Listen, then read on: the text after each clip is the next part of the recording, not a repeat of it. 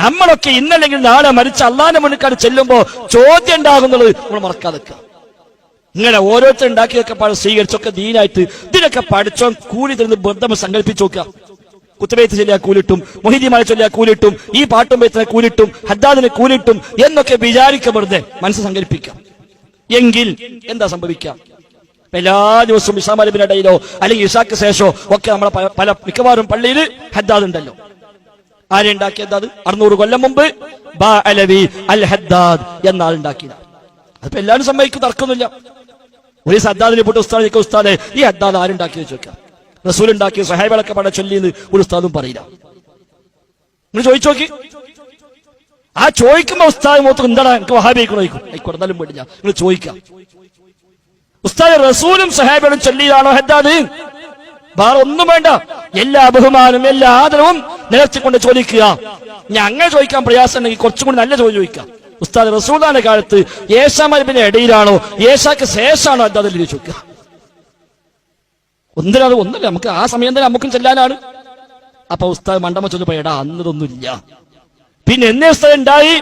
ഇതൊരു 600 കൊല്ലം മുമ്പ് ബാ അലവി അൽ ഹദ്ദാദ് എന്നാൾ ഉണ്ടാക്കിയതാണ്. അതുകൊണ്ട് ഹദ്ദാദ് പേര് തന്നെ ബാ അലവി അൽ ഹദ്ദാദ് എന്ന ആളാണ് ഇതിന്റെ ഉപജ്ഞാതാവ് എന്ന് 600 കൊല്ലങ്ങൾക്ക് മുമ്പ്.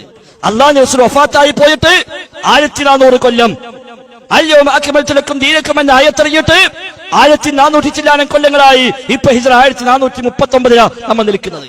ആയത്തിറങ്ങിയത് ഹിജ്റ 10-ാം കൊല്ലം. അപ്പൊ 1429 കൊല്ലമായി ഈ ആയത്തിറങ്ങിയിട്ട്. ദീന് പൂർത്തിയാക്കിയ ആയത്ത് ഇറങ്ങിയിട്ട് 1429 കൊല്ലം. ഹദ്ദാദ് ഉണ്ടായിട്ട് 600 കൊല്ലം. അപ്പൊ ആയത്തിറങ്ങിയ കാലം മുതൽ 829 കൊല്ലത്തെ മുസ്ലിമീങ്ങളുടെ പള്ളികളിൽ ലോകത്തെവിടെയും ഹദ്ദാദ് ഉണ്ടായിട്ടില്ല. അത് ശേഷം ഹദ്ദാദ് തുടങ്ങി.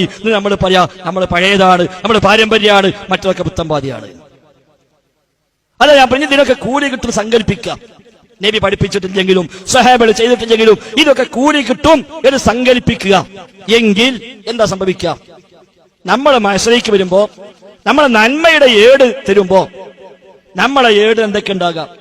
ഒരു 100 കുത്തുബിയത്ത്, ഒരു 10,000 ഹദ്ദാദ്, കുറെ നാരിയ സ്വലാത്ത്, കുറെ ബദർ ബൈത്ത്, കുറെ മുഹീദ്ദീമാല, കുറെ മൗലൂദ്, കുറെ നബിദിനാഘോഷം, കുറെ ജാറത്തങ്ങ് പോയത്, നാച്ചപ്പെട്ടി പൈസ ഇട്ടത്, ഇതൊക്കെ നമ്മൾ നന്മയുടെ തുലാസിലുണ്ട്.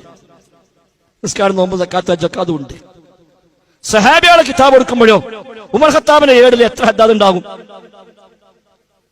ഉമർ ഖത്താബിന് കിട്ടുന്ന ഏടില് ഹദ്ദാദ് ഉണ്ടാവില്ല, കുത്തുബൈത്ത് ഉണ്ടാവില്ല, റാത്തീബ് ഉണ്ടാവില്ല, സലാത്തുൻ നാരിയ എന്ന നാരിയ സ്വലാത്ത് ഉണ്ടാവില്ല. ആ നിലക്കുള്ള പലതും കാണൂല. ഉമർ ഖത്താബ് നബി വിളിച്ചു, എന്താ നബിയെ ഓല ഏടിൽ വേറെ കുറെ കാണുന്നു? അത് ഹദ്ദാദു റാത്തീബൊക്കെ. ഹദ്ദാദു റാത്തീബ് എന്താ? അതൊക്കെ ഓല് പിന്നെ ഓരോരുത്തരുണ്ടാക്കിയിട്ട് ഓല് കുറെ ചൊല്ലി തീർത്ത് അതിനൊക്കെ കൂലുണ്ട്. ഉമർ ഖത്താബ് വിടും, എന്താ നബി നിങ്ങൾ ഞങ്ങളെ പറ്റിച്ചിട്ടേക്കൂലേ?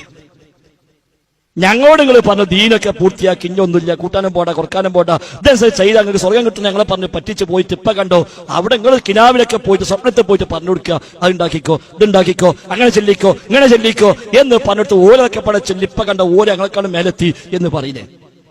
ഇതുണ്ടാവോ? അങ്ങനെ സാഹചര്യം ഉണ്ടാവോ സഹോദരന്മാരെ? ഇതിന് കൂലി കിട്ടുമെങ്കിൽ ഇതല്ലേ സംഭവിക്കാം. കൂലി കിട്ടൂലെങ്കിലോ എന്തിനാ ഏർപ്പാട്? അല്ലെങ്കിൽ തെളിയിക്കാൻ കഴിയണം റസൂലും സഹാബത്തൊക്കെ ഹദ്ദാദ് ചൊല്ലിയിട്ടുണ്ട്, റാത്തീബ് ചൊല്ലിയിട്ടുണ്ട്, കുത്തുബിയത്ത് കഴിച്ചിട്ടുണ്ട്, ഈ വക നേർച്ചപ്പെട്ടിക്ക് പണം എറിഞ്ഞിട്ടുണ്ട് എന്നൊക്കെ തെളിയിക്കാൻ പറ്റണം.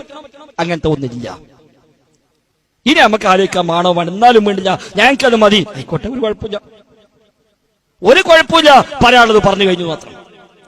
സഹോദരന്മാരെ, അറിഞ്ഞോ അറിയാതെയോ നമ്മൾ പലയിടത്തും ചരിത്രത്തിൽ വഞ്ചിക്കപ്പെട്ടിരിക്കുന്നു.